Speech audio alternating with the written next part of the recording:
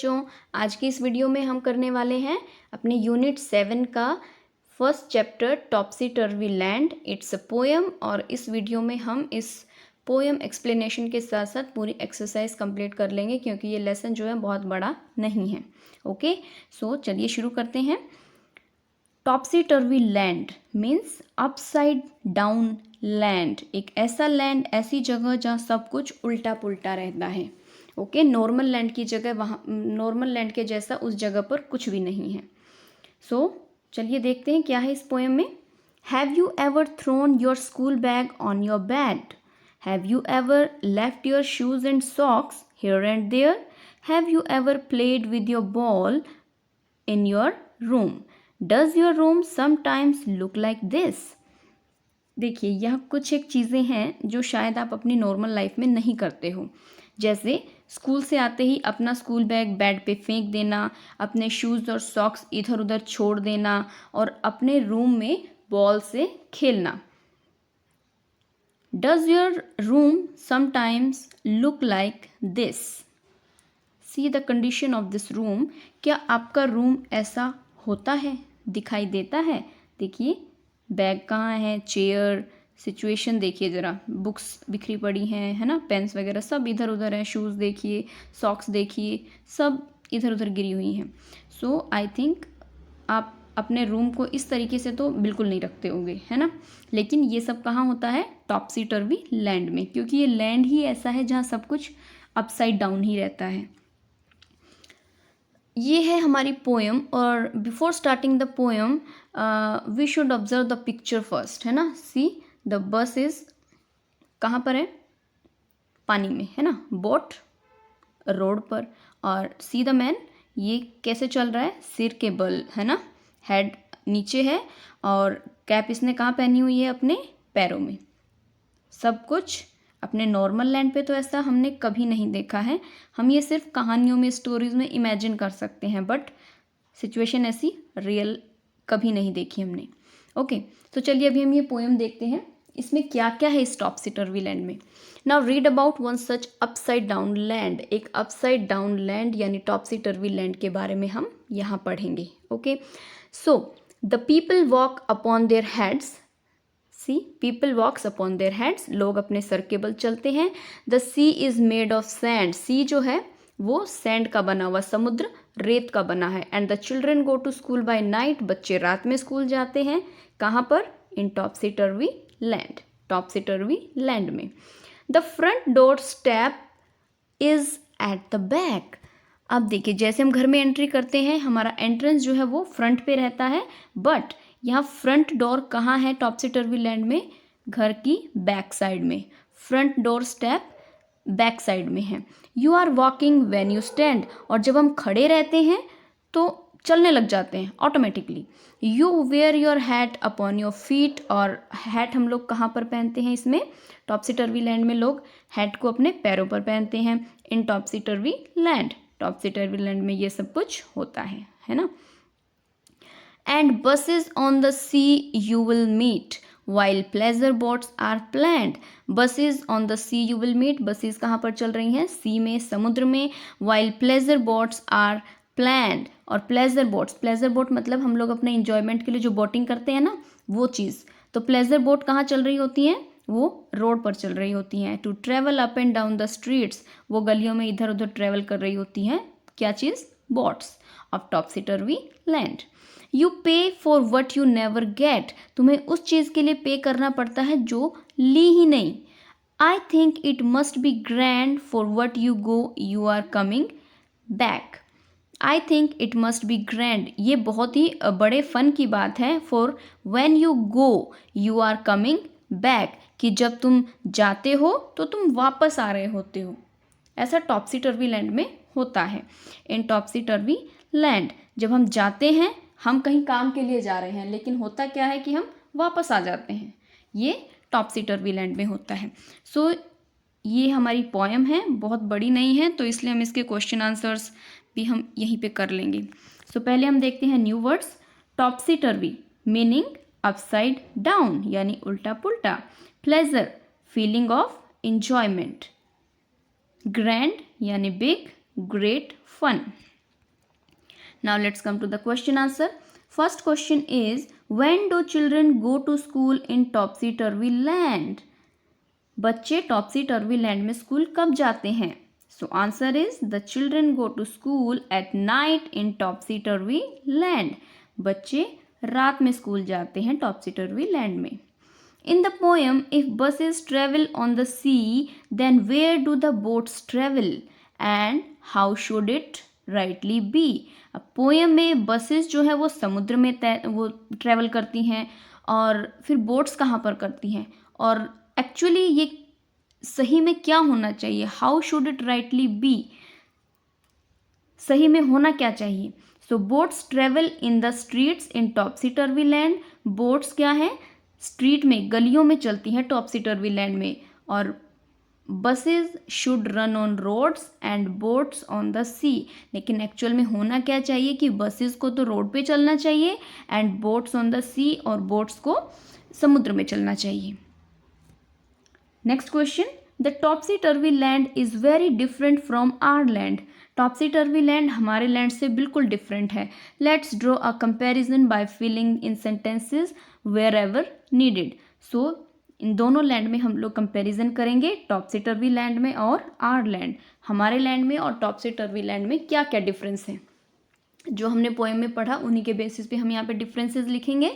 So first है, टॉपसी turvy land में क्या होता है, people walk on their heads. People अपने, लोग जो है वो अपने सिर के बल चलते हैं. People walk on their feet, और लोग जो हैं अपने हमारे लैंड पे क्या होता है, लोग अपने पैरों के बल चलते हैं. The buses run on the C.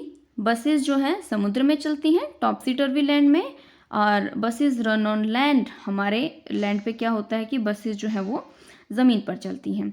They wear their hats on feet. They wear their hats on their heads. Boats travel in streets. Boats sail in the sea. People pay for what they don't get. लोग उन चीज़ों के लिए पे करते हैं जो उन्होंने ली ही नहीं. People pay for what they get. लेकिन हमारे लैंड पे हम जो चीज़ लेते हैं, खरीदते हैं, हमें उन्हीं के लिए पैसे देने होते हैं, है ना. चलिए next question is, the words in the sentences are jumbled here. So ये जम्बल वर्ड्स जैसे होते हैं, like this jumble sentences are here. So rearrange them to make meaningful sentences. Words that begin with the capital letter. तो जो word capital letter से शुरू हो रहा है are the first word of the sentence, वो हमारे सेंटेंस का फर्स्ट वर्ड होगा. ओके, सो हमें कैपिटल लेटर वाले वर्ड को ध्यान से देखना है, ढूंढना है, और उसी वर्ड से हमें अपना सेंटेंस स्टार्ट करना है. ठीक है, सो first is Renu naughty is a girl. ये हमारा जंबल सेंटेंस है. सो यहाँ रेनू जो है, रेनू में आर कैपिटल है, सो हमारा आंसर में फर्स्ट वर्ड रेनू होगा. देखिए, Renu is a naughty girl, ये हमारा करेक्ट आंसर है. Next is untidy room her always is. So her में एच कैपिटल है, सो हम अपना आंसर स्टार्ट करेंगे.